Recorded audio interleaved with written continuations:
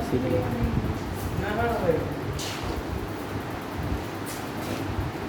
ठीक से स्टार्ट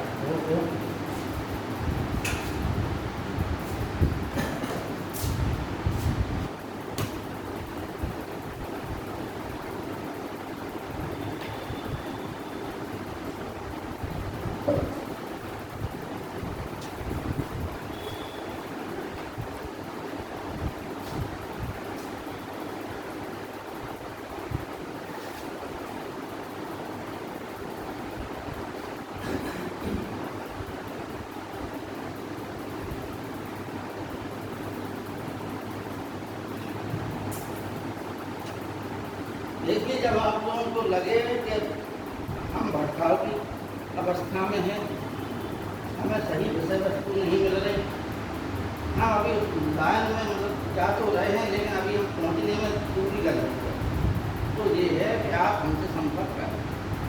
तब तक आप लोग कुछ पढ़िए, जितना पढ़ना है उतना पढ़िए। जब आपको लगे कि हम व्यवस्थित, हमारे पास नोट्स तो नहीं है,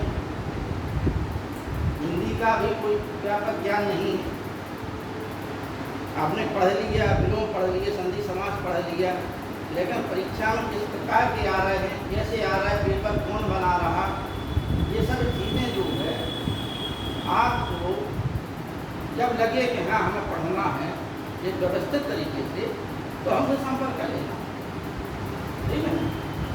हम बस खाली जो है जो बच्चे गंभीर होंगे उनको ही पढ़ा।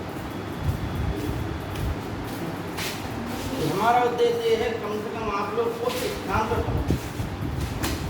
हमने बहुत बच्चों को नौकरी दी, ठीक है ना। नंबर दे सकते हैं आप? यानी किस बच्चे के पास ले लेना, जिसको भी चाहिए हो बाद में, मतलब कभी भी कोई समस्या आए, परामर्श लेना हो, परामर्श भी हम जो है आपको सही देंगे, क्योंकि 18 साल का हमको कंपटीशन का ही अनुभव है।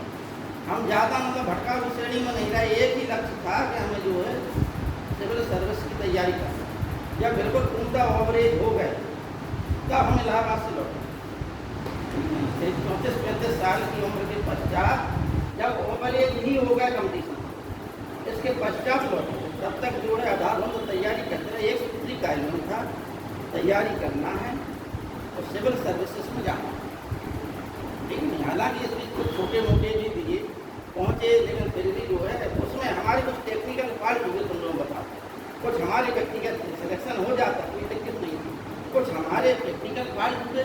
कम से कम हमने जो है 10 मेंस दे दिए, उसमें हुआ क्या कि कॉपी में हम जो है लॉन्ग क्वेश्चन आता था, 5 ही पेज में लिख रहे थे, कम से कम 600-650 शब्दों में लिखना चाहिए, हम उसको 500 शब्दों में लिख के ये तीसरी क्या देते थे, और हम आधा पौन घंटा पहले ही बैठ गए एक लिखो, और लोग बाग लिख रहे हैं, हम ये समझ रहे हैं कि हम बहुत बड़े होशियार हैं। ये टेक्निकल फॉल्ट थे हमारे जीवन, इसलिए हम मतलब वहाँ नहीं पहुँच पाए। लेकिन इतना जरूर है कि अध्ययन में हमारे में कमी नहीं थी। 10 क्वेश्चन आते हैं, 10 में से 5 करने पड़ते थे लॉन्ग में सब्जेक्ट में, 10 में से 10 आते थे, इतिहास हो या फिलॉसफी में खाली जो कंटेम्पोरेरी फिलॉसफी होती है वो टॉपिक जरूर हमारा थोड़ा कमज़ोर था, तो उसमें फिलॉसफी में है क्या, वो वेस्टर्न फिलॉसफी होती है। हेलो, हाँ बताओ बेटा।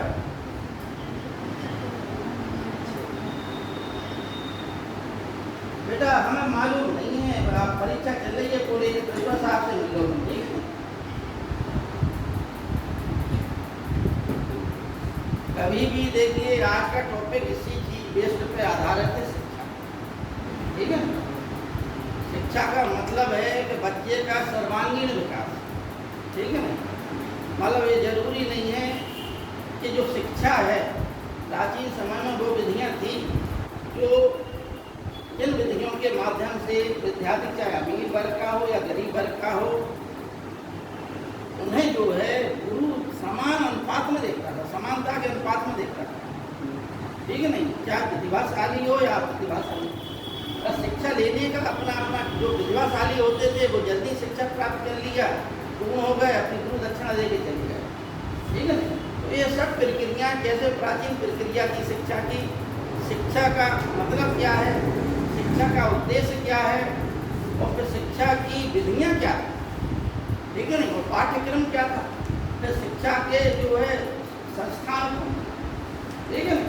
मतलब आज हमें क्या क्या पढ़ना है, आज आप लोगों को लेक्चर सुनो। कल जो है जैसे हम बताते हैं कि एक दिन लेक्चर तो दूसरे दिन तथ्य लिखा, ठीक है ना। उससे होगा क्या कि जो आपने लेक्चर लिखा सुना है उसी लेक्चर के तथ्य रूप में हम लिखा देंगे, आपको समझ में ठीक। सर आपने एक बुक बोली थी धर्म पर आज के, हाँ, लेखक कौन? वेद प्रकाश, ठीक है, वेद प्रकाश है। और अगर और भी किताबें आप लोगों को चाहिए हिंदी से हिंदी में और भी विषय में तो हम वो भी बता देते हैं। आप लोग तैयारी कीजिए, हमारी शुभकामनाएं हमेशा साथ रहेंगी। आप लोगों की तैयारी कीजिए मन से की। देखिए वो लड़की कह रही थी कि वो दृष्टि की, ये दृष्टि के नोट्स ठीक है क्या कि वो जो ओरिजिनल होता है तो वहाँ पर ये दिखाई दे रहा आपको गोल चक्र होता है, इस गोल चक्र में यहाँ दृष्टि लगा है, ठीक है ना, हरे रंग। और ये क्योंकि अब हमारी मित्र मंडली ज़्यादा थी, सब सेलेक्ट हो गए, तो कोई इलाके दिल्ली गया, कोई कहीं गया, कोई कहीं गया, तो सब प्रकार के नोट्स थे, ठीक है ना। हिंदी के भी मतलब वर्तमान कौन पेपर बना रहा आयोग में, और कैसी हिंदी पढ़ी जाए जिससे नंबर आए, वो सब विधियाँ हमारे पास अच्छे सिलेक्टेड लोग थे, भगवानी कृपा थी कि जितने भी मिले हमें अच्छे लोग, ठीक है ना। और ये भी है हम आप लोग क्लियर बताते हैं, आप लोगों संपर्क हमसे रहे या ना रहे, ये जरूर है कि एक बच्चा जरूर पूछे, कम से कम जहाँ भी हमने पढ़ाया है कम से कम एक बच्चे ने नाम जरूर, ठीक है ना। ऐसा नहीं होगा कि रिजल्ट 0/0 निकले, इसलिए आप लोग गंभीरता से पढ़िए, ईश्वर जरूर मदद करेगा। कम से कम एक सिलेक्ट होगा और अधिक से अधिक जो मेहनत करेगा वो सिलेक्ट। मिनिमम की बता रहे हैं, ऊपर वाला ऐसी कृपा करेगा कि कम से कम एक बच्चा तो निकलेगा ही। आप चाहे 288 कितने भी हों, ठीक है ना, लेकिन ये गारंटी है कि जो पढ़ेगा जो आएगा वो सिलेक्शन लेगा। अब देखिए आप लोग समझिए कि 288 बच्चों में कितने गंभीर, 280 288 के आसपास है, कितने गंभीर है समझिए आप, ठीक है। तो वही हम कह रहे हैं कि एक समर्पण, एक तपस्या, धैर्य, परिश्रम, ये 4-5 गुण यदि नहीं है किसी विद्यार्थी, अधीर है वो, जल्दी अधीर हो गया, लाइन बदल दी, फिर उस लाइन में कुछ समझता है, फिर अधीर हो गया, फिर दूसरी लाइन बदल दी। अब होगा क्या कि जब तक आपने एक विषय में आपने अध्ययन किया, एक पाठ्यक्रम पे अध्ययन किया आपने, जब आप उस फ्लो में आने वाले थे कंपटीशन के फ्लो में, तब तक आपने क्या है कि धैर्य खो बैठे तो आपने साइड बदल दी, ठीक है। इसलिए एक साइड में अनेकों साइडें रख के लेकिन पाठ्यक्रम ये चीज़ लगभग होता है। जैसे आप हम क्लियर बात यदि बता दें, ये चीज़ें हर शिक्षक नहीं बता पाता है। आप अगर सिविल सर्विस की तैयारी कर रहे हैं तो आप जो है लगभग वही विषय ना भी हों तो इन विषय से आपको लाभ क्या है। देखिए जो आप सिविल सर्विस तैयारी कर रहे हैं, आप जो लेखपाल बन सकते हैं, ठीक है नहीं। अगर आप इसी में बीएड कर लें और आपका अगर सिविल सर्विसेज से संबंधित कोई विषय है, जैसे इतिहास विषय होगा, ठीक है ना, इतिहास विषय से जैसे आपने एमए कर लिया या आप बीए ही हों, ठीक है ना, तो आपका अगर कोई 8 विषय हो, तो ये जैसे भूगोल हो गया, अर्थशास्त्र हो गया है, या नागरिक शास्त्र हो गया और इतिहास हो गया, इनमें से कोई 2 विषय करके बीएड हो तो आप टीजीटी मास्टर बन सकते हैं, सहायक अध्यापक 9-10 की, ठीक है ना। इसके पश्चात अगर आप एमए हैं और बीएड है और ये करके आप जो है वक्ता बन सकते हैं, ठीक है। और यदि आपकी एमए 55% है, एमए हो कोई ग्रेजुएशन कोई भी टॉपिक हो, अगर 55% है तो आप जो है असिस्टेंट प्रोफेसर बन सकते हैं डिग्री कॉलेज। उसके लिए बस आपको नेट निकालना 55% हो, पहली साल एकेडमिक ईयर में, दूसरी साल मतलब ऐसे साधारण कॉम्पिटिशन में आ जाएगा, एकेडमिक ईयर में 4 अक्षर मिल जाता है। तो ये सब चीज़ें जो है कि वही जानता है, जितना कम जो कुछ है, जिसने स्वयं में कंडीशन हो। ठीक है, कुछ डॉक्टरों को इतना अनुभव होता है, वैद्यों को कहते कहते मरीजों देखते देखते कि नाड़ी देख के बता देते हैं नाड़ी बता है। यहाँ तक कि ये भी बता देते हैं कि कितने समय बाद मरने वाला है। ठीक है, अब होता क्या, वो अनुभव हो जाता भाई। ठीक है ना। तो ये बात है, पहले के समय में जो ऋषि मुनि होते थे वो बच्चे को देख के तुरंत समझ जाते थे कि होनहार विद्वान के होश सीख नहीं पाते। जो होनहार व्यक्ति है उसके गुण समझ में आ जाते हैं शिक्षक। ठीक है, आइए आज हमें पढ़ना क्या है, पहले इस पर चर्चा करें।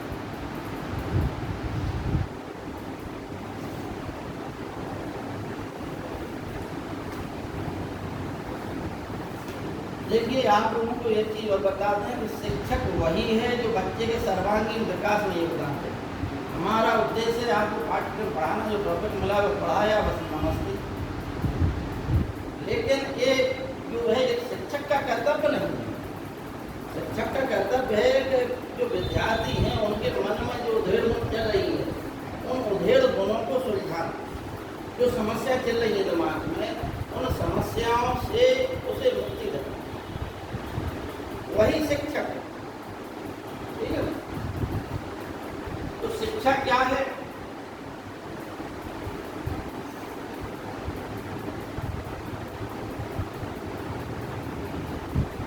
शिक्षा का उद्देश्य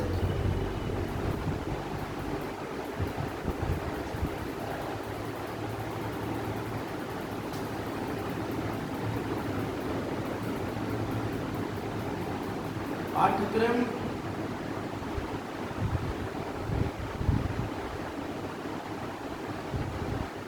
और शिक्षण संस्थान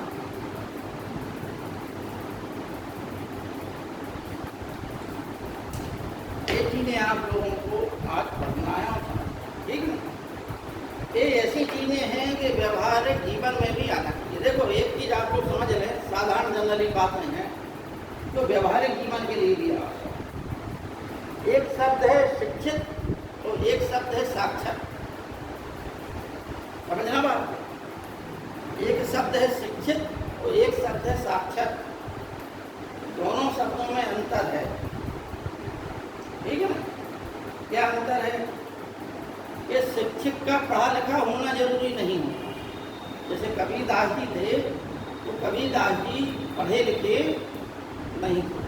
उन्होंने स्वयं कहा, कबीरदास जी ने, कि मसी कागज छुओ नहीं, कलम गई नहीं हाथ। तो उन्होंने कभी जो है कागज को जो है छुआ नहीं, कलम हाथ में नहीं पकड़ी। तो हम बता चुके कागज का आविष्कार किसने किया, किस देश से वो कागज का आविष्कार, चीन से, है नहीं। तो लेकिन कबीरदास जी को पूर्ण रूप में शिक्षित माना जाता। जो व्यक्ति संस्कारित है, जिसे में सदाचार है, जो सदाचरण का पालन करता है, वो व्यक्ति शिक्षित। समझ आ गई?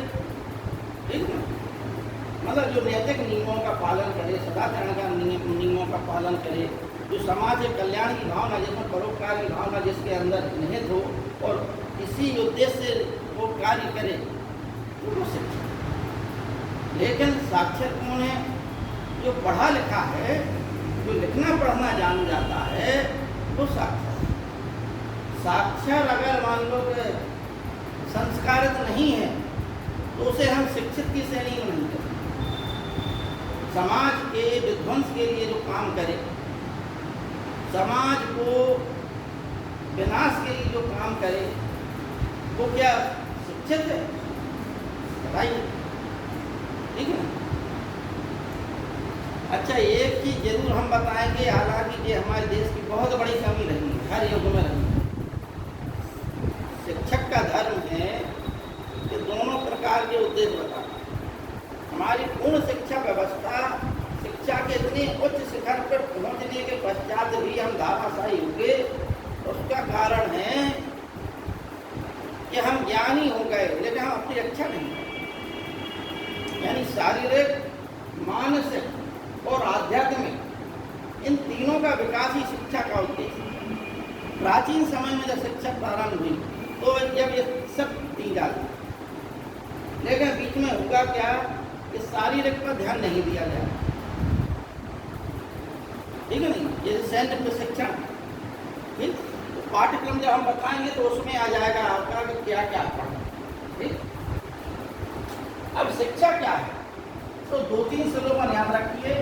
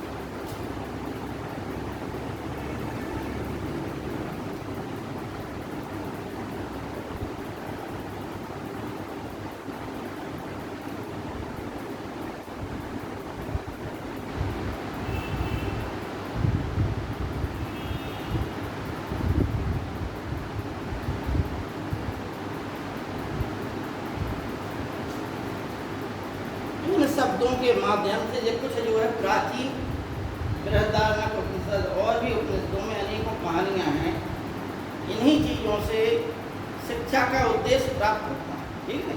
शिक्षा या विद्या बात बराबर, ठीक ठीक। अब शिक्षा का सीधा सीधा संबंध है किससे, ज्ञान से, ठीक है।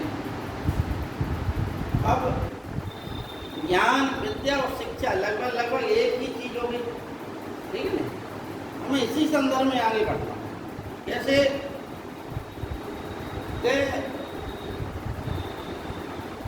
बालक जो है अगर वो कोरी स्लेट के समान, ठीक है, उस बालक को जो ज्ञान मिलता है वो ज्ञान के कई साधन हैं। हमारे उसमें दर्शन में ज्ञान के 6 साधन बताए गए, ठीक है। प्रत्येक मनुष्य 6 साधनों से ज्ञान प्राप्त करता है। कौन कौन साधन है? प्रत्यक्ष, अनुमान, शब्द, उपमान, अनुमति और अर्थापन, ठीक है ना। अनुपलब्धि, ठीक है। मतलब आपको बता दें, ये बाद में आपको दर्शन में पढ़ना है क्या क्या है।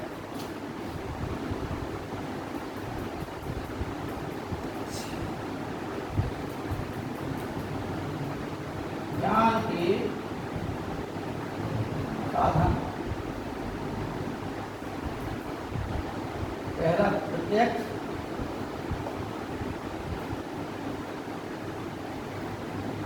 अनुमान,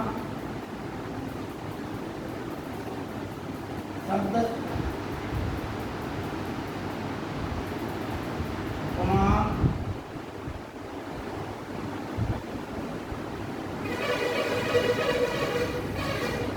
अनुपलब्धि और अर्थापन।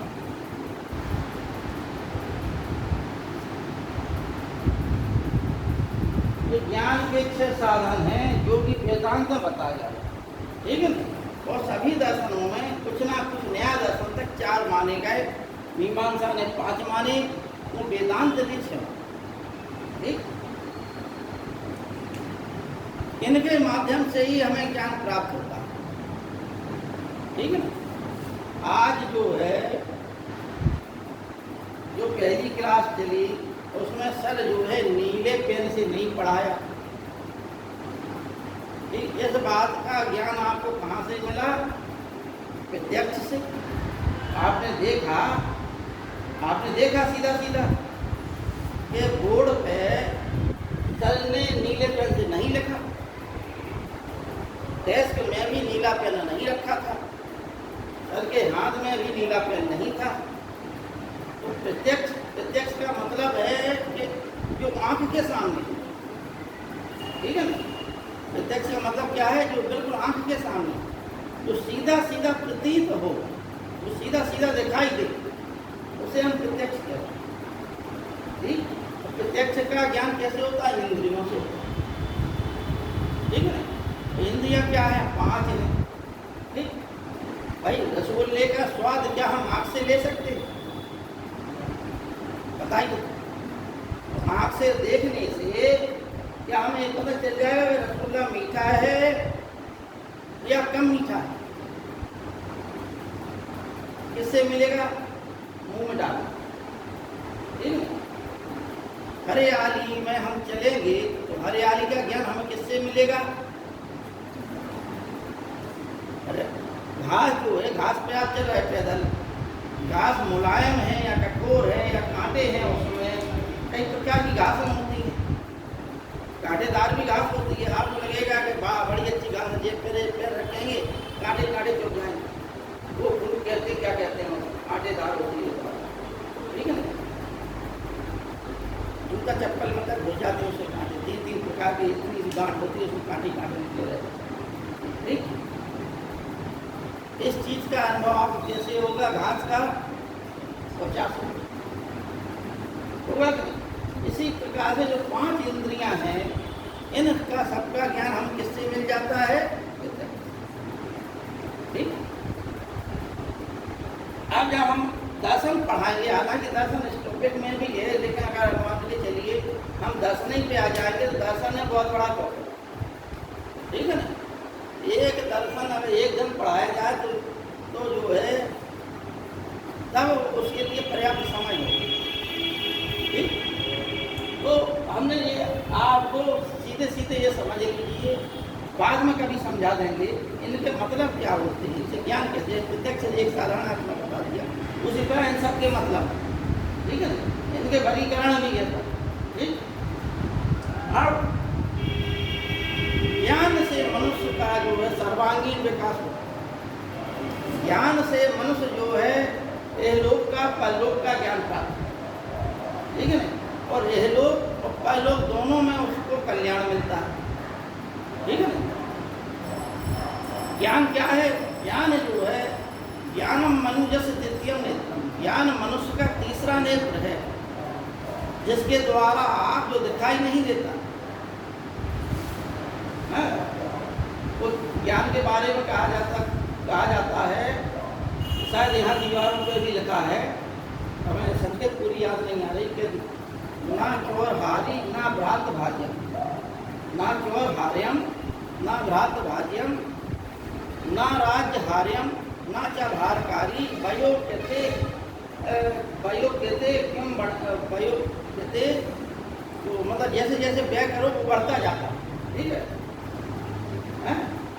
मतलब इसका मतलब हिंदी ये है कि विद्या को जो है, अगर विद्या है आपके पास, ज्ञान है, तो ना चोर हारे, चोर उसे को चुरा नहीं सकता, भाई उस ज्ञान को बांट नहीं सकता, राजा उसको छुड़ा नहीं सकता, छीन नहीं सकता। ठीक। और इसको आप जितना जो है ना, ये जो है भारवान है, तो बहुत बड़ा वजन है, तो आदमी ढोके ही नहीं चल पा रहा। भाई क्या आप बहुत बड़े ज्ञानी हैं तो क्या अलग से आपका सर हो जाएगा? सर उतना ही रहेगा कि नहीं? मतलब ज्ञान जो है भार नहीं है, और ज्ञान ही एक ऐसा साधन है, ऐसा धन है, विद्या धनम सर्वधन प्रधान। विद्या धन ही सभी धनों में प्रधान है, क्योंकि इसको जितना आप व्यय करेंगे उतना ही यह बढ़ेगा। ठीक है ना? भाई सीधी सी बात है कि हम लोग जब बचपन में पढ़ते थे तो वहाँ पर कहावत कोई कुछ टीचर कहते थे कि पान सड़ा क्यों, घोड़ा आड़ा क्यों, विद्यार्थी भूला क्यों। पान सड़ा क्यों, घोड़ा आड़ा क्यों और विद्यार्थी भूला क्यों। ये पहेली है, इनका तीनों का उत्तर है कि फेरा नाता। पान को पानी में डाले रहिए तो सड़ जाएगा, अगर उसको फेंकते रहिए आप तो आप जो है कि 8-10 दिन तक आराम से चला सकते हैं उस पान को, ठीक है ना? तो घोड़े को अगर आप एक ही जगह बांधे रखेंगे रस्सी से और जब आप बैठें कि हम भगा ले जाएं इसको, तो पता नहीं दौड़ते दौड़ते कहाँ अड़ जाएगा। तो खूब आप भगाने की कोशिश करो, इसलिए घोड़े को भी डेली फिराइए, आप डेली घुमाइए, ठीक है। तो विद्यार्थी भूला क्यों, विद्यार्थी भूलता इसलिए है कि यदि वो रिवीजन ना करे, ठीक है ना। इसलिए श्रवण विधि क्या है?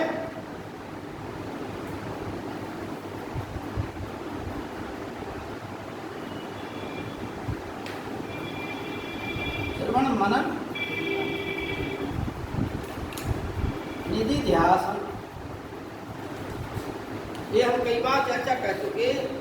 जो ज्ञान प्राप्त करने की विधि क्या है? श्रवण मनन और निधिध्यासन।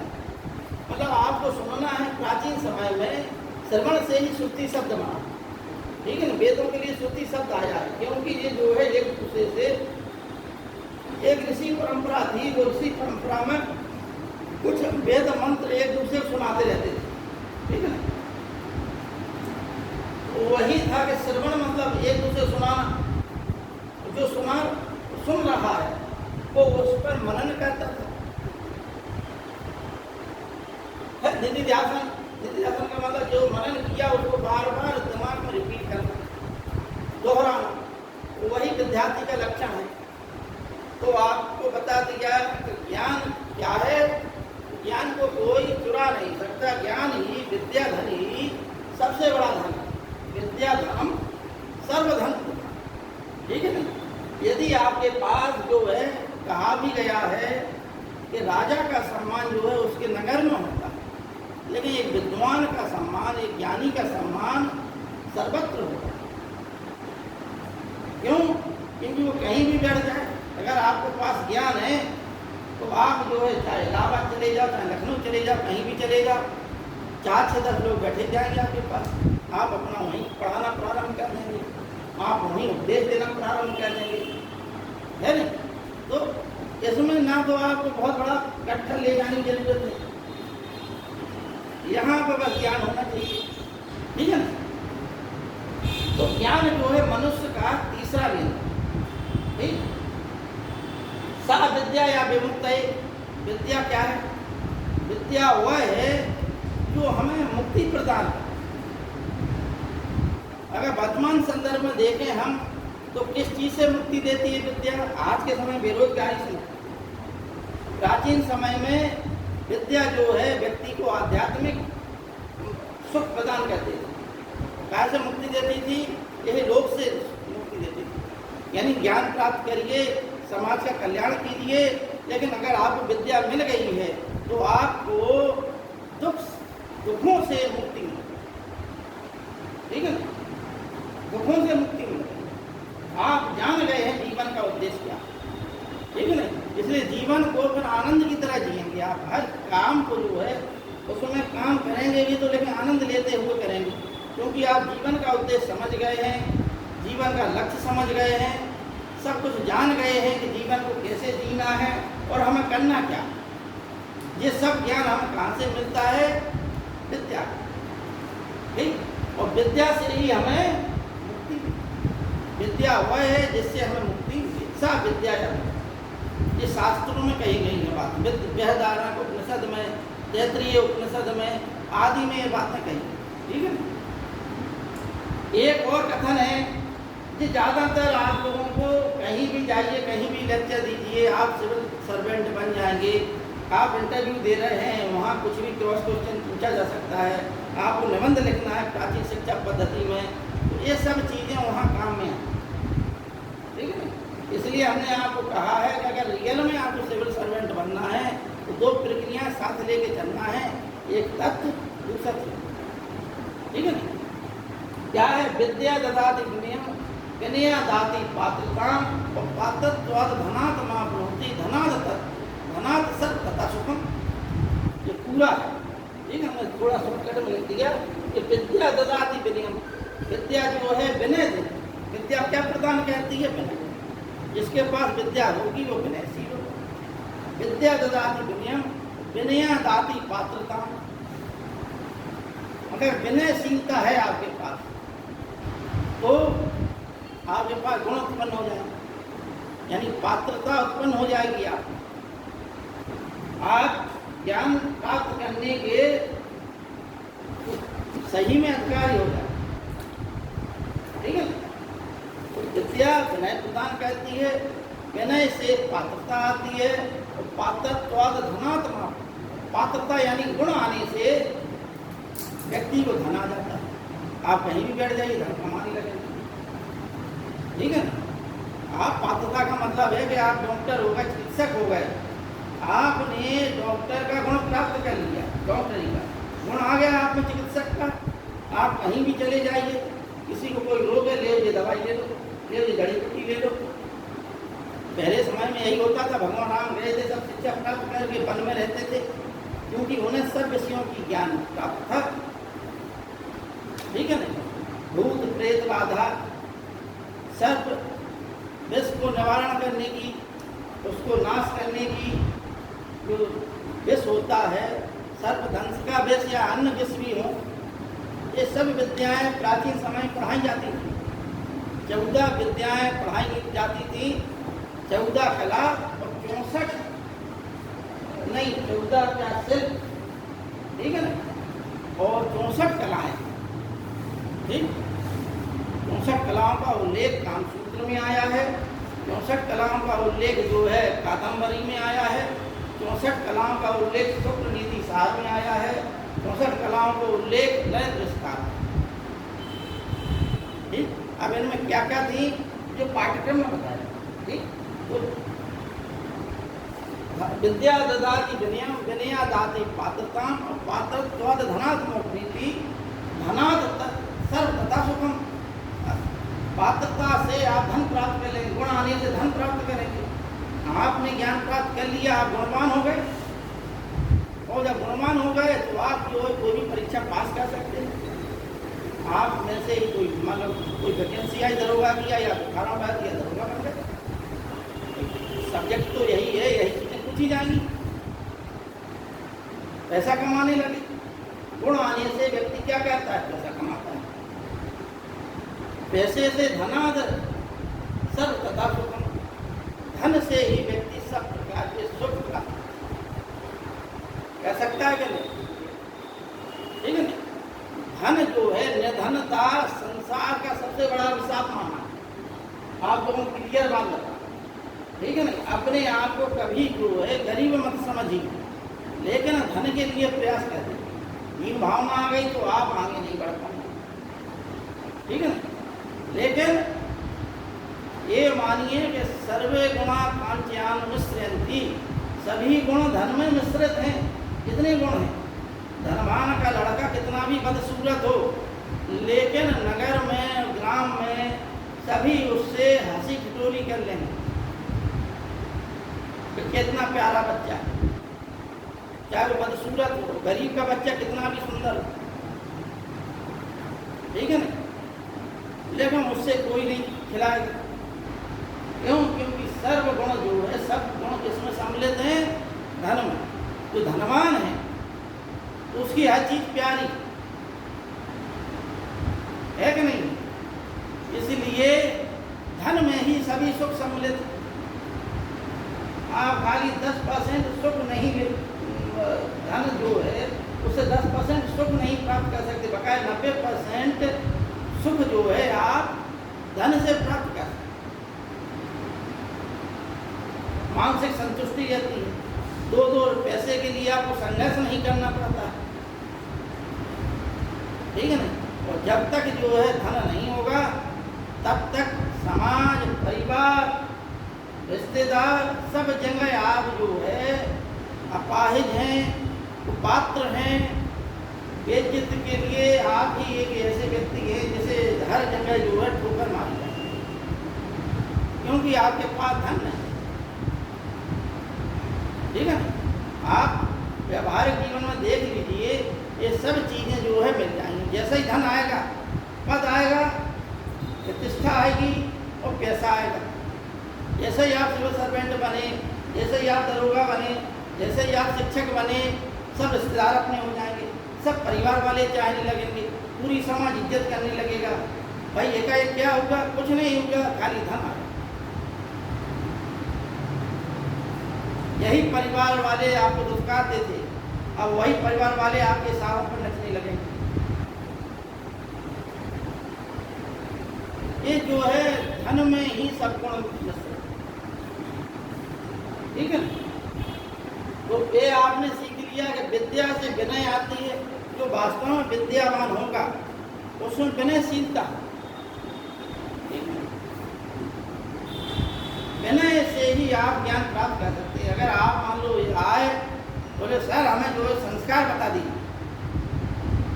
एक दिन ही आए, एक दिन में संस्कार सीखना है हमें, और वह उसके अगले दिन हमें मुँह नहीं दिखाना। तो ये अलग शिक्षक को समझ में आ रहा है कि तुम्हारा टोन किस प्रकार का है। आपको संस्कार नहीं सीखना, आप स्वयं में संस्कारित नहीं है, आपको संस्कार क्या सीखना? आप डेली आइए, आपको संस्कार सिखाया जाए। हेलो, हाँ बताओ बेटा। अरे कहाँ बताओ बेटा, पढ़ा रहे हो? क्या नाम है? अंबिका 9:30 बजे ना हमसे, अभी हम पढ़ा रहे हैं। ठीक है, अभी तक सोते रहे, चलो ठीक है।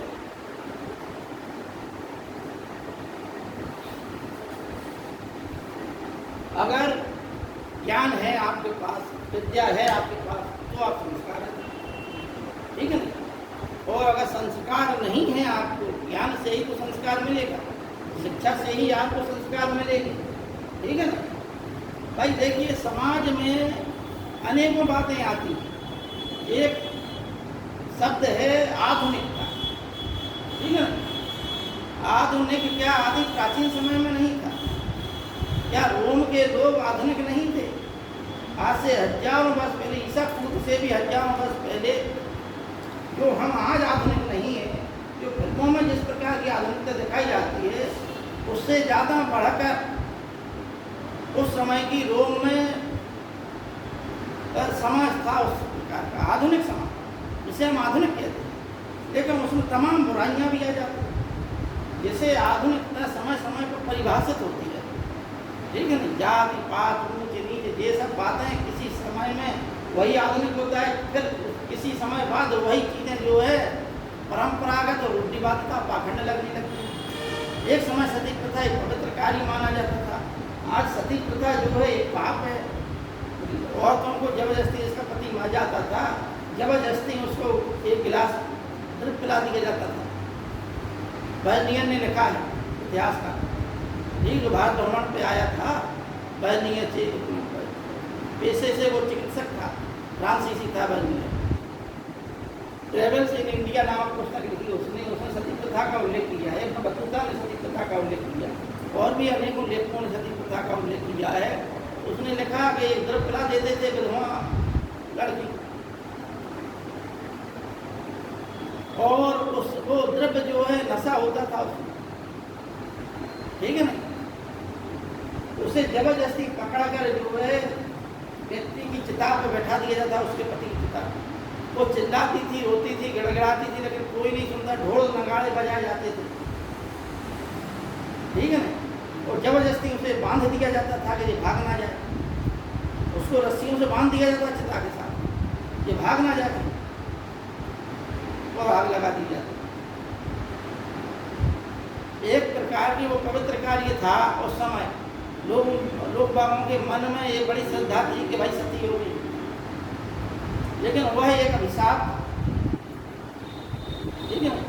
बर्नियर ने एक 16 साल की लड़की को देखा जो नव यौवना थी, बहुत सुंदर थी। ठीक है नहीं? जो मरना नहीं चाहती, और जबरदस्ती उसे जो चिता पे जला दिया गया, जबरदस्ती।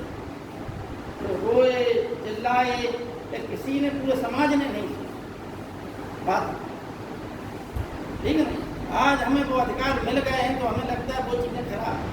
रोम के लोग बड़े आधुनिक थे, लेकिन कहते क्या थे, इंसान को इंसान से लड़ाते थे, गुलाम रखते थे, दास दासियां रखते थे, उनको हंटर मार मार के पैरों में जंजीरें, हाथ में हथकड़ियाँ बांध देते थे, भाग ना जाए, दूसरे देशों में पकड़ के लाते थे, और फिर उन गुलामों के लिए स्टेडियम बनाया जाता था।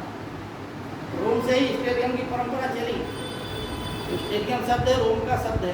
कोलोसियम आज भी विद्यमान है, हजारों वर्ष पहले, ईसा से 1000 वर्ष पहले की बात, आज भी विद्यमान है वो स्टेडियम। और कई प्रकार के स्टेडियम थे, उसमें रोम के धनाढ़ लोग युद्ध देखते थे। किनका युद्ध? गुलामों का युद्ध।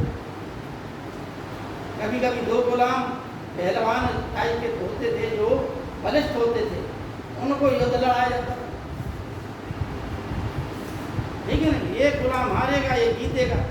तो जो हारेगा, लड़ते लड़ते एक तो दोनों थक जाएंगे, लेकिन जीत तो एक ही की होगी। तो अंत में जनता चिल्लाती थी, इसे मारो, इसे मारो। तो अंत में जो विजेता होता था वो उसे मार देता था, और इसमें तालियां बजाई जाती थी। कभी कभी शेर से लड़ा दिया जाता था, और कभी कभी जो है कि WWE वाला नहीं होता है जैसे, ठीक, कभी दो लड़ते हैं, कभी कभी 30-30, 40-40 लड़ा दिए जाते हैं पहलवानों, 20-20 पहलवान लड़ा रहे एक ही साथ में। वो वही सिस्टम है रोम वाला, ठीक है ना। समझ में आ गई बात? रोमी वाला सिस्टम है पूर्णता, उसमें एक विजेता होता था, बकाया सब जो है मार दिए जाते, तलवार के घाट उतार दिए जाते, ठीक है ना। और फिर उसे दास्तां से मुक्ति दे दी जाती है, ये सिस्टम, ठीक। इसलिए संस्कार के बिना व्यक्ति पशु के समान है, ठीक है ना। सत्य, अहिंसा, अस्तेय, अपरिग्रह, ब्रह्मचर्य और भी तमाम जो सद्गुण बताए गए हैं, माता पिता की सेवा करना है, अतिथियों की देवो भाव, अतिथियों का सम्मान करना, ये सब क्या है? ये सब संस्कारों में आ जाते हैं। आपको संस्कार दिए जाते हैं, बड़ों का सम्मान कीजिए। शिक्षा का प्रमुख उद्देश्य था व्यक्ति का सर्वांगीण विकास, प्राचीन समय। कैसा विकास? शारीरिक, मानसिक और आध्यात्मिक, ठीक है ना। और इन सब में सबसे महत्वपूर्ण चीज थी व्यक्ति की चरित्र, ठीक है ना। व्यक्ति का चरित्र जितना ऊंचा होगा, रामायण में लिखा है, रामायण में चरित्र की महत्ता पर लिखा हुआ संसार का सबसे बड़ा महाकाव्य। भगवान राम इस चरित्र की महिमा पर बैठे हुए सबसे बड़े पुरोधा, क्योंकि उन्होंने हर चरित्र को एक गरिमा और एक मर्यादा प्रदान। एक सौतेली माँ किस प्रकार से ईर्षा कर सकती है अपने सौतेले पुत्रों के प्रति, और वो है तो आखिरकार माँ ही, तो उनके प्रति एक पुत्र के क्या कर्तव्य हैं, इन आदर्शों को भाई के प्रति, पत्नी के प्रति, समाज के प्रति, यहाँ तक कि एक राजा के क्या कर्तव्य है, राजा की क्या मर्यादा है, इन सब चीज़ों को भगवान राम इतनी उच्चता पर ले गए। इसलिए प्राचीन समय में शिक्षा का मूल उद्देश्य यही था कि व्यक्ति का चरित्र का निर्माण। व्यक्ति का चरित्र जितना ऊंचा होगा, व्यक्ति उतना महान, ठीक है ना। आप आज के संदर्भ में भी हम लोग देख रहे हैं, हमें लगेगा कि ये आदमी ऐसा, वो आदमी ऐसा, धन संपत्ति आप तमाम गलत साधनों से कमा सकते हैं, लेकिन समाज में आप सामने इज्जत प्राप्त कर सकते हैं, पीठ पीछे आपकी इज्जत तभी होगी जब आपका चरित्र शून्य मान, ठीक है ना। आज आप 4 लोगों की नज़र में अच्छे होंगे, लेकिन आपका अगर चरित्र दूषित है तो आप कलंकित हो, ठीक है। इसलिए बच्चों को शिक्षा दी जाती थी कि चरित्र का महान होना जरूरी। शिक्षा कब दी जाती थी? शिक्षा जो है उपनयन संस्कार होता था। बच्चा जब 9 वर्ष का हो, 11 वर्ष का, 13 वर्ष का हो, वर्ण के हिसाब शिक्षा दी जाती थी। 9 वर्ष मिनिमम आयु थी। उस समय बच्चे का घर से जो है मुंडन उपनयन संस्कार हो जाता था। उपनयन संस्कार के पश्चात विद्या के लिए वह जो है गुरुकुल जाता था। गुरुकुल ही प्राचीन शिक्षा पद्धति के केंद्र थे, ठीक है ना? गुरुकुल हुए, फिर मंदिर हुए, ग्राम हुए, नगर हुए, ये सब जो है शिक्षा के संस्थान थे। ठीक है, शिक्षण संस्थान कौन कौन थे? गुरुकुल,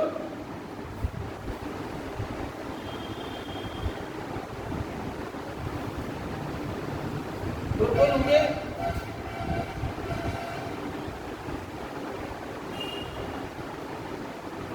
आश्रम हुए,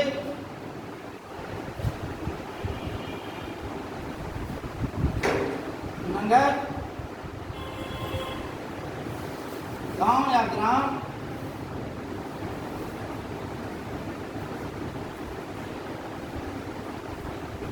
फिर विश्वविद्यालय या शिक्षण संस्थान के केंद्र थे। मध्यकाल में मकतब और मदरसा है। ठीक है ना? कहा गया है कि संस्कार विहीना पशु जल व्यंती, यानी संस्कार विहीन व्यक्ति पशु के समान हो जाता है। उसी प्रकार से माता शत्रु पिता बैरी बालो न पठंती, यानी माँ वह व्यक्ति, देखो मनुस्मृति में भी कहा गया है, अन्य जगह कहा गया है कि वह ब्राह्मण बालक श्रेष्ठ है, चाहे उसकी उम्र 12 वर्ष की क्यों ना, जिसका चरित्र महा। और यदि 100 वर्ष का ब्राह्मण भी यदि चरित्र उसका सही नहीं है तो भी वो वंदनीय नहीं है, और तो भी वह पूजनीय नहीं है। आज आप लोगों ने देखा है कि जो प्राचीन समय में ब्राह्मण ही समाज सुधारक थे, ज़्यादातर ब्राह्मण ही जो है समाज के शिक्षक थे, वही उनके ऊपर समाज का भार था कि समाज को शिक्षित करना। आज वही ब्राह्मणों उन्हीं ऋषियों की संतान है। ब्राह्मण जो है अपने संस्कार भूल गए। ठीक है ना? खान पान की बात तो बात अलग है, लेकिन आज जो जिस प्रकार से वो समाज में उदाहरण देना चाहिए, वो उदाहरण के रूप में प्रस्तुत नहीं हो रहे हैं, वो गलत संस्कार दे रहे हैं समाज को। इसलिए आज जगह जगह ठोकरें खाने को ही मिल रही, अपमानित होने को मिल रहा।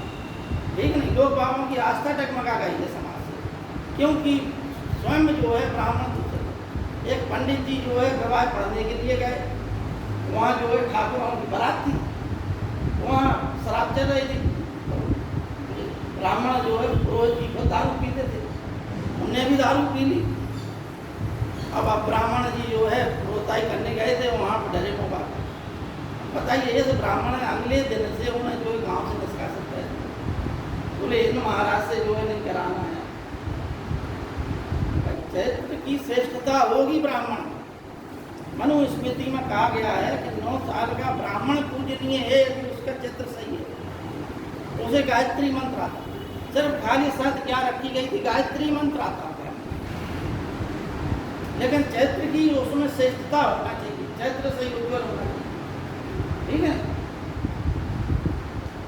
तो आज जो है सबसे ज़्यादा विकृत स्थिति जो है, जो समाज का शिक्षक था, हम कह रहे आज भी जो है, चाहे हम वर्ण देख लें चाहे जाति देख लें, आज हम सब लोगों को समान रूप से अधिकार है वर्तमान संदर्भ में। लेकिन यदि जैसे हम शिक्षक कह रहे, जिसे हम गुरु कह रहे, गुरु वह है जो हमें अंधकार से प्रकाश को ले जाए, जो हमारा अंधकार मिटा दे, मतलब अज्ञान मिटा दे, वो गुरु है।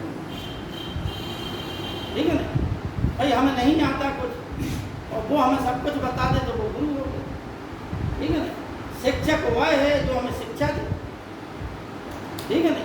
और पता चले कि शिक्षक आज के समय में भी, आज ये मत समझिए कि जो वो प्राचीन समय में एक जो है वर्ण को अधिकार दिया गया। ठीक है ना? वो वर्ण था ब्राह्मण। वो समाज जो है धीमे धीमे करके बढ़ती चली गई, अनेक जातियाँ उपजातियाँ में विभाजित हो गया, अनेक वर्ण 4 ही रहे लेकिन जातियाँ उपजातियाँ हो गई। देखो तो हुआ क्या कि आज जो है सबको संवैधानिक अधिकार, अनुच्छेद 14 के तहत सबको समानता का अधिकार। ठीक है ना? समानता के अधिकार, हर व्यक्ति को ये अधिकार है कि वो कोई भी पद प्राप्त कर सके। ठीक है ना? उसे इस आधार पर वंचित नहीं किया जाएगा। संविधान में लिखा है, जिसने संविधान पढ़ाया होगा ये बातें समझाई होंगी आप लोगों को, कि संविधान में उल्लेखित है कि आपको इस आधार पर से अवसर की समानता, अनुच्छेद शायद 16 में है ना? नहीं, अस्पृश्यता का अंत 17 में है। ठीक, अवसर की समानता है। तो इसमें जो है कहा गया है कि आपको साधारण वंचित नहीं किया जाएगा कि आप जो है अमुक जाति, अमुक नस्ल, अमुक धर्म, अमुक वंश के, अमुक भाषाभाषी, इस आधार पे आपको किसी भी पद के अयोग्य घोषित नहीं। यानी कोई भी पद हो, आप उस पद के लिए आवेदन कर सकते। आज शिक्षक सब बने हुए हैं, लेकिन यदि जो प्राचीन हमारी अवधारणा थी शिक्षक की, यदि उस प्राचीन अवधारणा को शिक्षक सही रूप से निर्माण करे तो क्या आज हमारे देश में गधों की खोज खड़ी होती? आज हमारे देश में नकल करा दी गई है, नकल को ही एक संस्कार बना दिया गया। बोलो नकल करो, मेरिट बनाओ, मेरिट से अब मासी को मेरिट बन जाएगी, तुम्हारी नौकरी मिल जाएगी। मेरिट ही क्या था, तो नौकरी दी गई। अब जो नियम बदल गए हैं, अब जो है योग्यता ही चाहे प्राइमरी की हो, लेकिन बीच के समय में ये होगा, उससे होगा क्या कि शिक्षा की जो नींव थी, जो प्राइमरी में शिक्षक चाहे वो 5वीं पास वाला शिक्षक अच्छी शिक्षा देता था, आज स्नातक वाला भी उसे नाम लिखना नहीं आ रहा, अपना नाम लिखना नहीं है, दूसरे का क्या नाम बताए। ये गड़बड़ कैसे हुई? संस्कार। शिक्षक का पद खराब, शिक्षक साहब अन्य चीजों में लगे हुए हैं, शिक्षण कार्य छोड़। और शिक्षक का मुख्य उद्देश्य क्या है? मुख्य उद्देश्य ये है कि बच्चों को, विद्यार्थियों को, शिक्षणार्थियों को सही मार्ग दिखाना। यदि भटका हुआ भी है तो उसे सही रूप से सही दिशा में, यही मूल उद्देश्य है। तो उसका जो है सर्वांगीण विकास, चाहे चहुं ओर से विकास, शारीरिक हो, मानसिक हो, आध्यात्मिक, ठीक है नहीं, और व्यवसाय पर है तो उसका विकास हो कि आगे वो भविष्य में देखे कि हमें किस व्यवसाय में क्या, ठीक है ना। इसलिए यदि ऐसा माता और पिता भी यदि किसी बच्चे के साथ शिक्षा के लिए उसे नहीं भेजते, शिक्षा नहीं दिलाते हैं बच्चे को, तो ऐसे माता पिता भी माता शत्रु पिता बैरी, जो बच्चों को शिक्षा के लिए नहीं भेजते हैं पढ़ने के लिए, ठीक है नहीं, जो शिक्षा नहीं दिला रहे हैं, ऐसे माता पिता भी उस बच्चे के शत्रु और बैरी हैं, ठीक है नहीं। अब भाई शिक्षा का लगभग उद्देश्य हमने बता ही दिया कि शारीरिक, मानसिक, आध्यात्मिक, सामाजिक, राजनीतिक, चरित्र का निर्माण, ये सब जो है शिक्षा के उद्देश्य। व्यक्ति का चरित्र उज्ज्वल हो, ठीक है ना। महाभारत काल में जब हम देखते हैं कि चरित्र ही गिर गया व्यक्ति का, तो क्या होगा? महाभारत होगा, ठीक है ना। तो रामायण काल में हम देखते हैं रामायण क्यों घर घर पढ़ी जाती है, तो महाभारत क्यों नहीं पढ़ी जाती घर घर? जबकि महाभारत में कहा गया है कि धर्मे अर्थे च कामे च मोक्षे च भक्त सर्व, यदि हस्ति तदन्यत्र, और यदि हस्ति तदन्यत्र तो तन्ने हस्ति ना तदुचित। यानी धर्म, अर्थ, काम और मोक्ष के संदर्भ में जो इसमें लिखा है, चाहे जितना भी बड़ा धर्म की बातें हो, ठीक है ना, अर्थ की कितनी भी बातें हो, अर्थ कैसे कमाया जाए, कैसे क्या किया जाए, धर्म, अर्थ, काम और मोक्ष, इन सब की बृहद व्याख्या महाभारत में, इतनी बृहद व्याख्या है कि इससे बृहद व्याख्या कहीं नहीं है, संसार भरे किसी ग्रंथ में नहीं। इसलिए कहा गया है कि जो इसमें है वो अन्यत्र तो मिल सकता है बेबात, लेकिन जो इसमें नहीं है वे बातें अन्यत्र भी नहीं मिलेंगी, क्योंकि सब कुछ उसमें समाहित हो गया। गीता भी उसी में समाहित कर दी गई है ना। इस प्रकार से शिक्षा का उद्देश्य आप लोगों ने समझ लिया। शिक्षा जो है सामाजिकरण की प्रक्रिया है। शिक्षा से मनुष्य जो है सुसंस्कृत हो जाता है। शिक्षा से व्यक्ति में सामाजिकता का विकास होता है।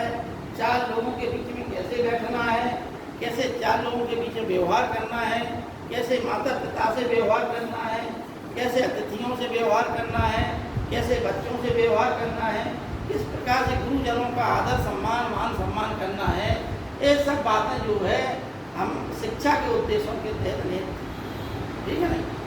अब शिक्षण संस्थान तो हमने बताया आपको कि एक दो चीज़ें और इसी संदर्भ में समझ लें कि शिक्षा जो है गुरुकुल के माध्यम से दी जाती थी प्राचीन समय, ठीक है ना। अब समझिए गुरुकुल जो है नगर में से बाहर, कहीं कहीं नगर में, कहीं नगर के बाहर स्थापित होते। नगर के बाहर मतलब वनों में स्थापित होते। ठीक, जैसे भारद्वाज ऋषि का आश्रम, वाल्मीकि जी का आश्रम, संदीपनी ऋषि का आश्रम, ये सब कहाँ थे? वनों में। ठीक, कहाँ थे ये? वनों में। ठीक है, तो यहाँ पर अब प्रक्रिया क्या थी? हमने बताया कि उपनयन संस्कार के पश्चात, ठीक, उपनयन का मतलब है कि इसमें 2-3 बातें बताई गई कि एक जो है जनेऊ पहना दिया जाता था, ठीक है ना, उसे एक मंत्र दे दिया जाता था और विद्या अध्ययन के लिए यहाँ से उसे जो है गुरुकुल के लिए भेज दिया जाता था। ठीक, समझ गए आप लोग बात? यहाँ से बच्चे की शिक्षा प्रारंभ हो जाती है और जब तक बच्चा शिक्षा में पूर्ण रूप से पारंगत ना हो जाए, देखिए ये शिक्षा हम आपको किसकी बता रहे हैं? आर्यों की बता रहे हैं। इसके पास पश्चात बौद्धों की शिक्षा प्रणाली अलग थी, जिसके तहत जो है ये विश्वविद्यालय रखे हुए, ठीक है ना, एक विश्वविद्यालय के तहत अन्य चीजें भी आ जाए। कौन? तक्षशिला विश्वविद्यालय, आर्यों की शिक्षा प्रणाली। लेकिन इसके पश्चात जैन बौद्ध धर्म आया तो क्या चला? जैनों ने तो नहीं चलाया, बौद्धों के जहाँ महाविहार बने उनको शिक्षित करने के लिए अनेकों विहार इकट्ठे हो गए, वहाँ विश्वविद्यालय बन गया। तो उन विश्वविद्यालयों ने इतनी ख्याति प्राप्त कर ली थी कि वह जो है विश्व के अंतर्राष्ट्रीय केंद्र हो गए थे। ठीक, एक समय तक्षशिला भी अंतर्राष्ट्रीय केंद्र था। इनके संदर्भ में जो है एक एक करके विस्तृत रूप से बताया जाए, ठीक है ना। कम से कम 8-9 हमने खोजे हैं, तो हम आपको कल विश्वविद्यालय, ठीक है। कुछ ऐसे हैं जिनके आपने नाम सुने होंगे, कुछ ऐसे हैं जिनके आपने नाम ही नहीं सुने, ठीक है। तो पहले हम इनकी प्रक्रिया पे आ जाते हैं कि गुरुकुल क्या है। तो हमने बताया कि गुरुकुल ने, गुरु जी ने तो एक आश्रम बनाया हुआ था, वहाँ पे बच्चों को शिक्षा देते। प्राचीन ऋषि और मुनि लोग ही आश्रम गुरुकुल बनाते, वन में एकांत में, जहाँ साधना आराधना, ठीक है। शिक्षा जो है निःशुल्क दी जाती, शिक्षा के लिए अमीर गरीब को नहीं दी जाती, ठीक है ना। ये जरूर विधान था कि जैसे जो लोग धनाढ़ लोग होते थे, राजा लोग होते थे, वो शिक्षा जो है गुरु जी को शिक्षण शुल्क पहले ही चुका। महाभारत में उल्लेख है कि जब जो है कौरव और पांडवों की शिक्षा की बात आई तो द्रोणाचार्य के पास भीष्म इन सभी अपने पुत्रों को ले गए और वहाँ पर उन्होंने शिक्षण शुल्क पहले अदा कर, समझना बात। यानी जो श्रेष्ठी लोग, श्रेष्ठी का मतलब है सेठ, यानी आधुनिक श्रेष्ठी कहा गया पाली भाषा, यानी बड़े बड़े धनवान लोगों को श्रेष्ठी कहा जाता है, ठीक है ना। तो वो श्रेष्ठी लोग या धनवान लोग के बच्चे जो पढ़ते थे वो लोग अपना जो है धन पहले ही देते थे गुरु जी, क्योंकि गुरुकुल में व्यवस्था क्या थी? गुरुकुल में व्यवस्था ये थी कि बच्चे को, विद्यार्थी को वहीं रहना, विद्यार्थी के पूरा खर्च जो है कौन देखता था? गुरु जी देखता। चिकित्सा, अस्त्र, वस्त्र, भोजन, पानी, पूरी व्यवस्था कौन देखता था? गुरु, ठीक है ना। अब गुरु जी के पास धन कहाँ से आया? भाई संस्था चलाने के लिए धन कहाँ से आया? तो गुरु जी जो है वह धन उतना ही लेते थे कि जिससे उनका खर्चा चलता है, शिक्षण संस्थान बंद ना हो, खर्चा चलता रहे, विद्यार्थियों का जीवन अच्छे से सुचारू रूप से चल जाए, क्योंकि परोपकार की भावना से था। उन्हें धन का संग्रह नहीं करना, धन का संग्रह करके अपना भव्यता दिखाएं। उस समय त्याग की भावना थी, परोपकार, ठीक है नहीं। आज के समय में तो भगवताचार्य कहते हैं कि हम वहाँ गौ सेवा बनवा रहे हैं, आप लोग हमें दान दें। अरे गौ सेवा आप बनवा रहे हैं, आप सबको प्रेरित कीजिए कि सब लोग गौशाला बनाए अपने अपने घर पर। आप ही काय बना रहे हो गौशाला, है नहीं? आपको धन क्यों चाहिए? गौशाला के नाम पे आप जो धन इकट्ठा करके अपनी चांदी कर रहे इकट्ठी, है नहीं भाई? आप इधर परोपकार का उपदेश दे रहे हो, इधर परोपकार की आड़ में लोगों को ठग रहे हो, ठीक है नहीं। तो हालांकि ये बातें अलग हो गई। तो प्राचीन समय में परोपकार की भावना थी, शिक्षण शुल्क रामायण काल में जब ये लोग गए राम लक्ष्मण भरत शत्रुघ्न, तो वशिष्ठ जी को शिक्षण शुल्क बाद में दिया गया था। इस प्रकार से बाद की परंपरा भी थी, पहले की भी परंपरा थी। कुछ लोग पहले भी दे देते थे शुल्क, कुछ लोग बाद में भी शुल्क देते थे। ठीक है, समझ में आ गई बात। अब अंत में आई बात कि जो लोग धनवान है वो तो शुल्क दे दिए, लेकिन जो धनवान नहीं है, निर्धन छात्र हैं, वो कैसे शुल्क अदा करते? तो वो जो है गुरु दक्षिणा देते। ठीक, समझना बात। एक लफ्ज़ भी उसका उदाहरण है, हालांकि उसने डायरेक्ट उनको शिक्षा प्राप्त नहीं की थी। ठीक है ना। और भी कई ऐसे उदाहरण हैं जहां पर अंगुली माल भी इसी का उदाहरण है। निर्धन छात्रों से गुरु जी जो है उसमें कहते क्या थे, पहले शिक्षण का ही समझना। शिक्षण गुरुकुल में व्यवस्था क्या थी, पहले ये समझना कि गुरु दक्षिणा क्या थी। हमें ये समझना है कि गुरुकुल में विद्यार्थी गया और शिक्षा कार्य प्राप्त, उसे गुरु जी से पहले जो है, गुरु जी सुबह जागृत हों उससे पहले, गुरु जी से पहले उसे जागना, गुरु जी के सोने के बाद उसे सोना। ठीक, समझना बात। गुरु जी जहाँ भेजें वहाँ उसे जाना है। भिक्षा के लिए भेजे तो भिक्षा लेने के लिए जाना है, नगर में भिक्षा मांगने के लिए। ठीक है ना। जो खाद्य पदार्थ बच्चा के माध्यम से आ जाता था, उसी से अगले दिन भोजन पानी बनता। ठीक है ना। एक परोपकार की भावना थी और सभी गृहस्थों से एक निर्धारित था, यदि कोई जो है विद्यार्थी भिक्षा लेने के लिए आए तो आप उसको अपने घर से ना लौटना है। जो भी भिक्षा बने आप दें उसे अपनी सामर्थ्य के अनुसार। और अगर आप नहीं दे रहे हैं तो ये समझिए कि बहुत बड़ा पाप लाद रहे हैं। विद्यार्थी को बिना भिक्षा दिए लौटाना ही एक पाप की श्रेणी में रख दिया गया। तो एक मानसिक जो है बाध्यता लाद दी गई। ठीक है ना।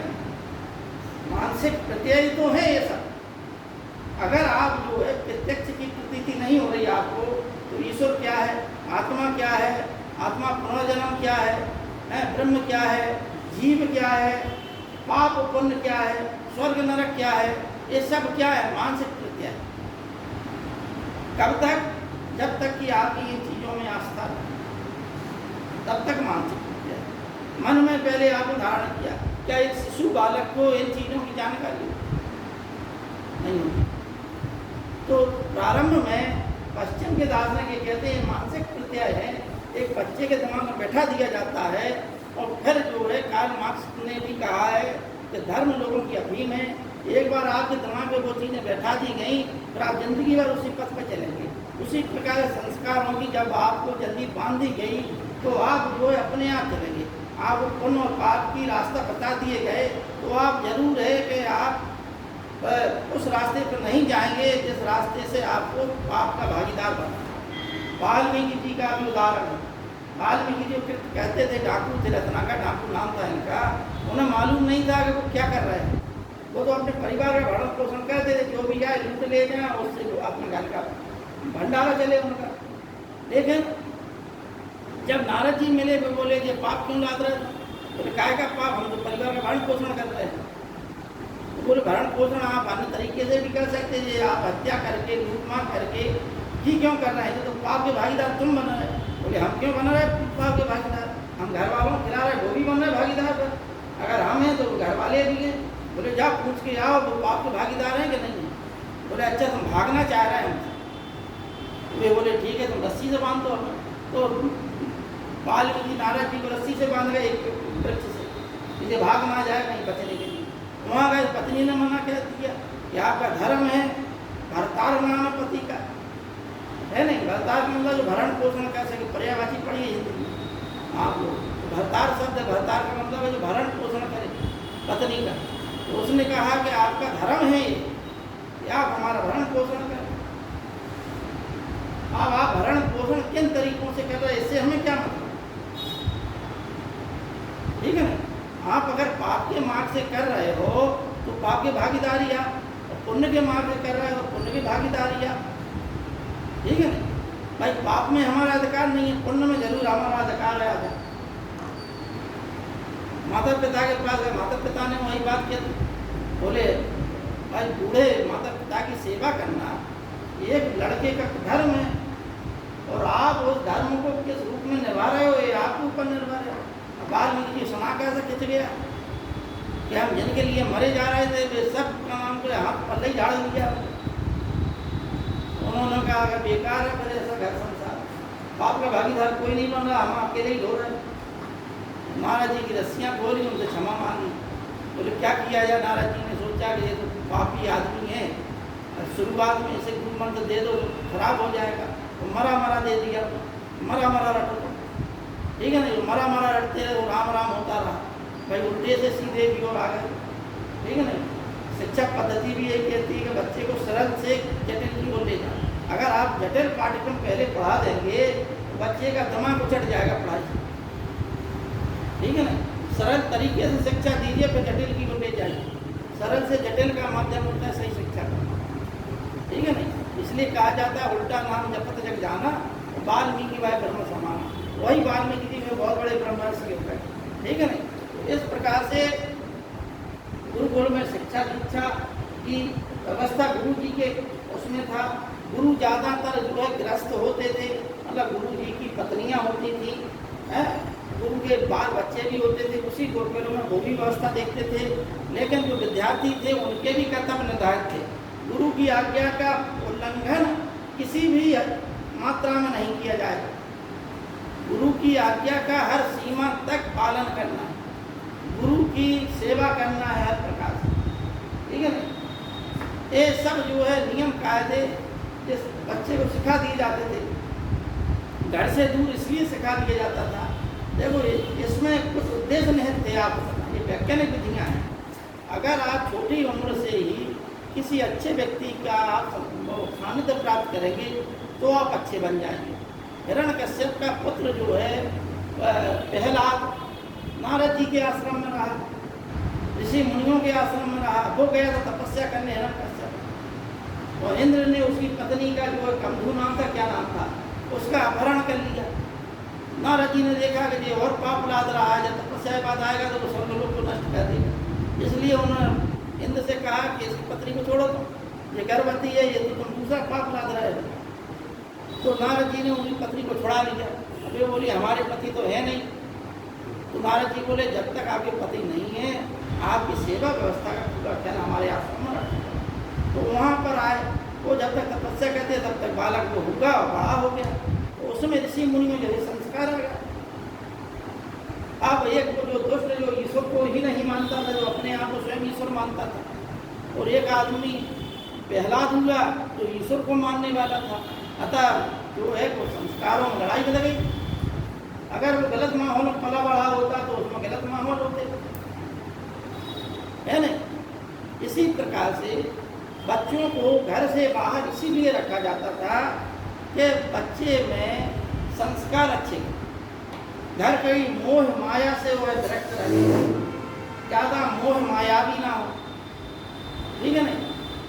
उसके अंदर इन जो आपसी संबंध हैं उनके प्रति उसे जकड़ता ना हो। सिर्फ वह जो है इतना ऊंचे उच्च शिखर पर पहुँच जाए कि सिर्फ कर्तव्यों का निर्वहन कर पाए, जहाँ माया का और मोह का बिल्कुल भी स्थान ना हो, ठीक है ना। ये जो प्राचीन समय में सिखाया जाता है। इसके पश्चात अब आइए निधन छात्रों की बात। तो निधन छात्रों को गुरु दक्षिणा दे, गुरु दक्षिणा के रूप में कभी कभी गुरु जी ये कहता था कि चलो हम तुमने ज्ञान प्राप्त कर लिया, यही हमारे लिए गुरु दक्षिणा, ठीक है ना। और कुछ लोगों से ये कहता था कि तुम जो है इतना इतना लेके आओ, इतना मतलब एक संकल्प दे दिया उसको, इतना संकल्प तुम पूरा करो तुम्हारी गुरु दक्षिणा पूरी हो, ठीक है ना। यानी हर बच्चे को गुरु दक्षिणा देनी पड़ती, वो चाहे सांकेतिक हो या मानसिक हो। यानी गुरु जी जो है उस समय कोई प्रमाण पत्र नहीं दिया जाता, सिर्फ गुरु के वचन ही प्रमाण पत्र होते। व्यक्ति जब गुरुकुल से निकलता था तो उसका चरित्र का पूर्ण रूप से निर्माण हो चुका, ठीक है ना। अब वह जो है विवाह बंधन बनता था और 3 ऋणों से मुक्ति, ठीक है ना। तीन ऋण कौन थे? देव ऋण, ऋषि ऋण और पितृ ऋण। कौन कौन से थे ऋण?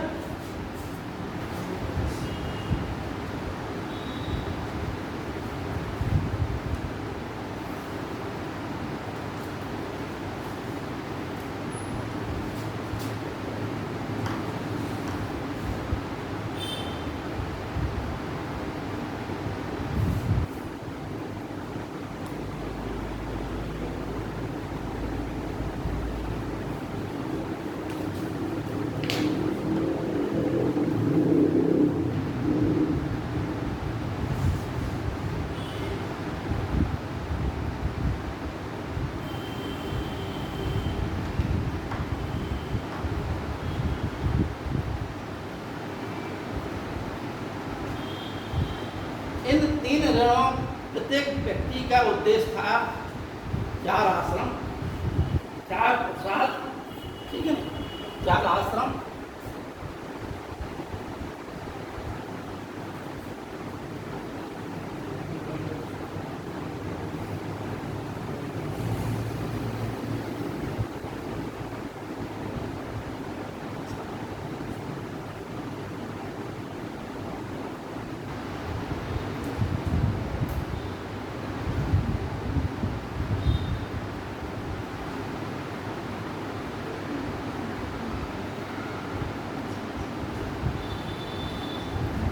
चार आश्रम थे, ठीक है ना? ब्रह्मचर्य आश्रम, गृहस्थाश्रम, वानप्रस्थ आश्रम और संन्यास आश्रम। यानी जब तक उसने शिक्षा प्राप्त की तब तक वह क्या है? ब्रह्मचर्य आश्रम में का पालन करता है, ठीक है ना? जब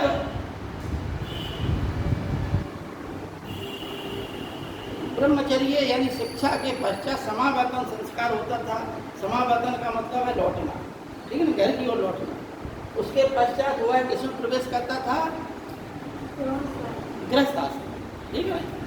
गृहस्थ आश्रम में रहकर वह क्या काम करता था? 3 ऋणों को चुकाता था, देव ऋण, ऋषि ऋण और पितृ ऋण। देव ऋण क्या था? देव ऋण यज्ञ आदि करना, यज्ञ आदि कर्मकांड करना ही देव ऋण था, ठीक है नहीं? ठीक है नहीं? समझ में आ गई बात?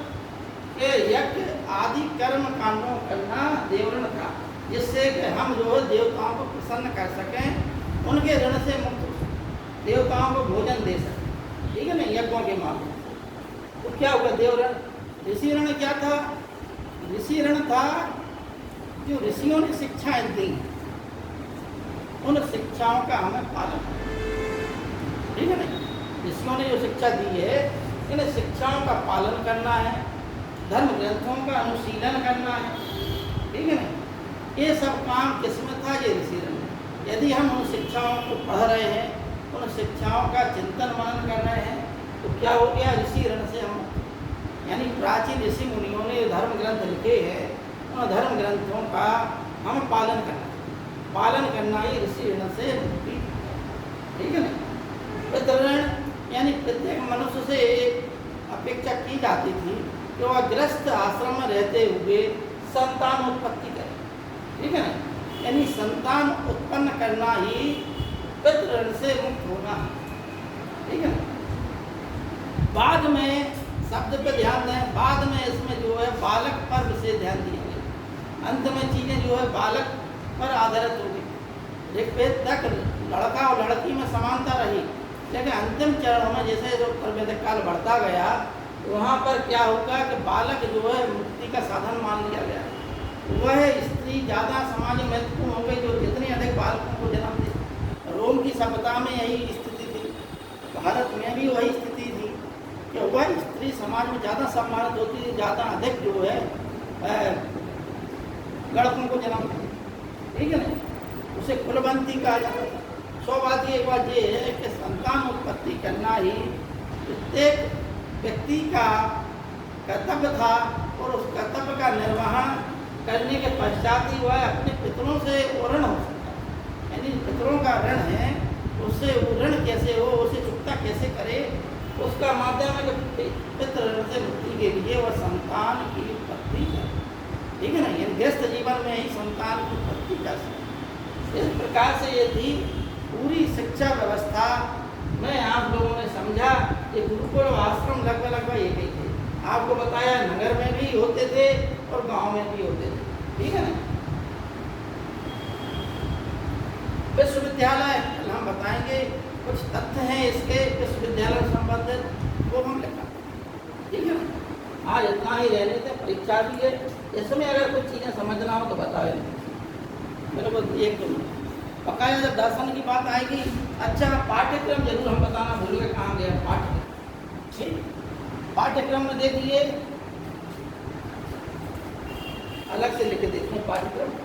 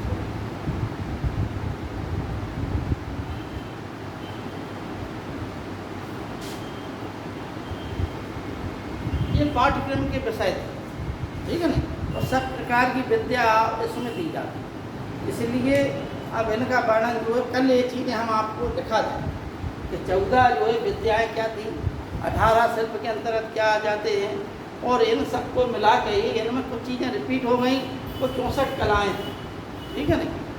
जिनका उल्लेख हमने बताया है कि शुक्रनीति सार, कादम्बरी और ललित विस्तार और कामसूत्र में ये 64 कलाओं का उल्लेख होता है, ठीक है ना। और 14 विद्याएँ, 18 शिल्प, वेद, पुराण, उपनिषद, वेदांत, इन सब की शिक्षा दी जाती है। इसी में जो चिकित्सा, तर्क, गणित, ज्योतिष, सब चीज़ें इस पाठ्यक्रम में सम्मिलित हो जाती हैं, ठीक है ना।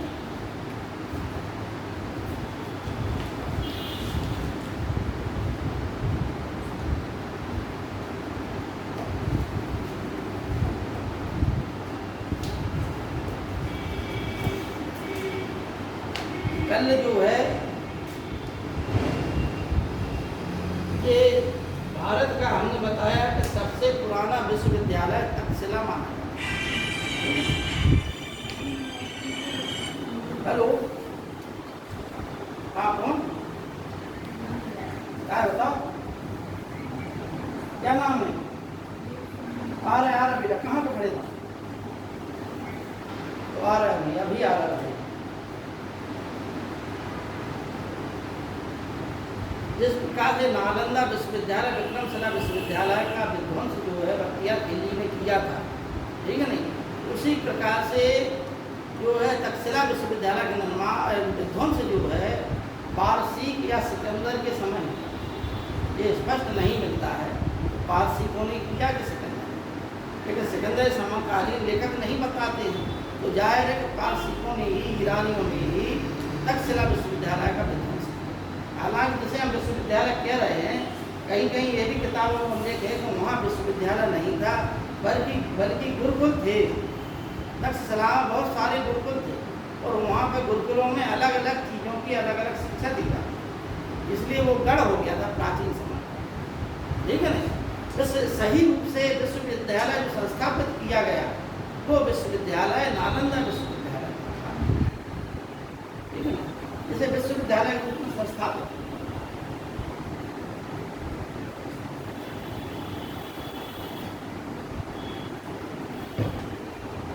अब कल जो है बौद्ध कला पढ़ा देंगे और ये षड दर्शन भी कुछ बता देंगे आप लोगों को, ठीक है। इसी शिक्षा पद्धति में षड दर्शन भी आ जाता है।